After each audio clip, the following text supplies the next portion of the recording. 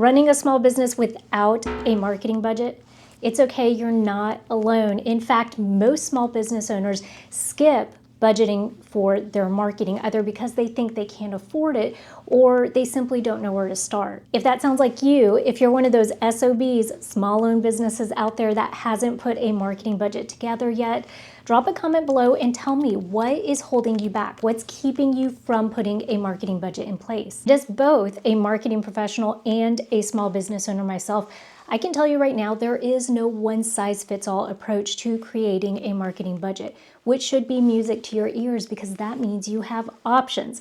And so in this video, I'm going to show you 3 simple ways that you could go about creating a marketing budget so that you can choose the one that makes the most sense for where your business is right now. Why you need a marketing budget. Very briefly, let's talk about why a marketing budget is important, especially for small businesses. It ensures that you reinvest back into your business so that you can actually grow. You know that old adage, you got to spend money to make money. It allows you to spend that money wisely, meaning that it gives you parameters so that you don't make hasty decisions. On top of it, it decreases your chances of overspending and, dare I say it, underspending. It decreases your chances of missing out on good marketing opportunities. If you are planning ahead and you are setting money aside, it means that when a good opportunity arises, you're not having to scrounge for money. You have the money in place and you're able to take full advantage of that opportunity.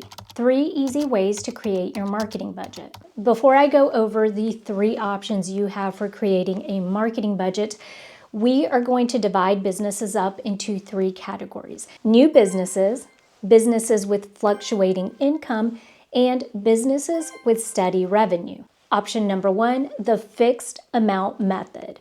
This method works best for new businesses who want consistency. However, they haven't been in business long enough to have any historical data to help them be able to predict what their revenue or profit is going to be for the year. And so they can't go about attaching or predicting what they want their marketing budget to be because they simply haven't been in business long enough. So for this method, all you do is simply decide how much you want to spend or how much you want to set aside every month for marketing initiatives. For example, I could simply say I want to allocate $250 every month to go towards marketing initiatives. And then I have the option to either let that money accrue in a bucket so that if I have a big marketing opportunity down the road, let's say I want to do billboard advertising, I can then take the money in that bucket and allocate it towards that marketing initiative. Or I could go the other route and instead say, let me choose to spend $250 a month on marketing so that I can get that consistency that I need to grow my small business. And that would maybe be like deciding to invest that money in email marketing or perhaps Google Ads. Option number 2, end of month allocation method. This method works best for any small business with fluctuating income. This could be for a variety of reasons. Perhaps you're in the first 3 years of your small business, and so maybe your income hasn't stabilized quite yet. Or it could also be because you're in a particular industry where you have really big peaks throughout the year, and then throughout other parts of the year, it gets to be really painfully slow. So this particular method allows you to basically at the end of every month evaluate what your profit is and allocate a dedicated percentage to that profit that you're going to set aside. So let's say, for example, every month I say I'm going to take 10% of my profit and I'm going to set it aside for marketing initiatives that next month. This helps a lot with planning because if you are, let's say, in an industry where you do see a lot of peaks and valleys, you start to allocate funds in a pot that you can then tap into throughout the year. So you can utilize these funds later when you know you're going to hit a slump. So you're planning ahead and you have funds available to be able to tap into to help your small business when it needs it the most. Option number 3, percentage of revenue method. This method works best for businesses that have steady revenue. Let's say you are in year 5, year 7, year 10 of your small business, and you have a pretty good handle on how much money you're bringing in. You can pretty well predict how much revenue you're going to bring in for that upcoming year. So let's say that this year I expect to bring in $100,000 in revenue.